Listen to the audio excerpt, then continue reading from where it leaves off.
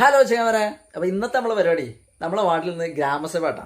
നമ്മളെ member notice കൊടുക്കുന്നുണ്ട്. അപ്പോൾ ഇന്നലെ ഗ്രാമസഭയിലെ മെയിൻ അജണ്ട എന്താ പറയുക, വ്യക്തിഗത ആനുകൂല്യങ്ങളാണ്. ഇങ്ങനത്തെ ഒരു ഫോം നിങ്ങൾ വീട്ടിലേക്ക് എത്തിയിട്ടുണ്ടാവും. ഒന്ന് നിങ്ങളെ വാർഡ് മെമ്പറോ അല്ലെങ്കിൽ അംഗൻവാടി ടീച്ചറൊക്കെ എത്തിച്ചിട്ടുണ്ട്. നമ്മളെ വാർഡിൽ എത്തലിട്ട് നിങ്ങളെ വാർഡിൽ എന്താ പാടുന്ന അറിയില്ല. നമ്മളെ വാർഡിൽ കറക്റ്റായിട്ട് നമ്മളെ വാർഡ് മെമ്പർ ഓരോ വീട്ടിലും കൊണ്ടുവരും. ഇതിൽ ഇതാ നമുക്ക് അപേക്ഷിക്കാൻ പറ്റിയ കുറേ കാര്യങ്ങൾ ഇതിൽ എഴുതിയിട്ടുണ്ട്.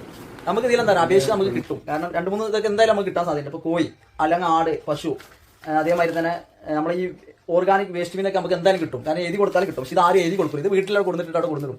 പിന്നെ നമ്മൾ പിന്നീട് അംഗൻവാടിയിൽ അല്ലെങ്കിൽ റോഡിൻ്റെ നമ്മൾ എവിടെയെങ്കിലും പരിസര പ്രദേശത്ത് കൊടുക്കുമ്പോൾ ആൾക്കാർ വന്നിട്ട് പറയും ഞങ്ങൾക്ക് കിട്ടില്ല, ഇത് അപേക്ഷ കൊടുത്താലേ അത് കിട്ടുള്ളൂ. അപ്പോൾ എല്ലാവരും ഇങ്ങനെ ഗ്രാമസഭയിൽ പോയിട്ട് ഇത് കൊടുക്കുക. പിന്നെ ഈ ഗ്രാമസഭയിലൊക്കെ എല്ലാവരും പങ്കെടുക്കുക. ഒരു വെള്ള ഫോമുണ്ട്, ഒരു ഗ്രീൻ കളറിലുള്ള ഒരു ഫോമുണ്ട്. ഇത് കാർഷികവുമായി ബന്ധപ്പെട്ട ഫോമാട്ടാണ്.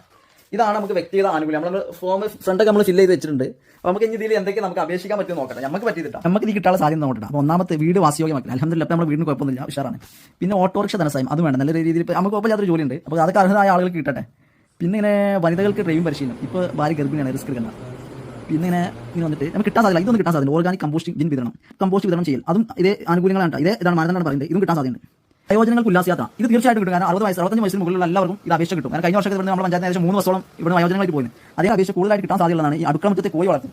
ഇത് അപേക്ഷ എല്ലാവരും കിട്ടും. മാനദണ്ഡം ഈ 2 നമ്മൾ അപേക്ഷിക്കാൻ കൊണ്ടിട്ടാണ്. പിന്നെ പശു, ആട്, പോത്ത്, അങ്ങനെ കുറേ അപേക്ഷകളുണ്ട്. അപ്പോൾ എല്ലാവരും ഈ അപേക്ഷ നിങ്ങൾ സമർപ്പിക്കുക. എന്തായാലും കിട്ടാക്കില്ല.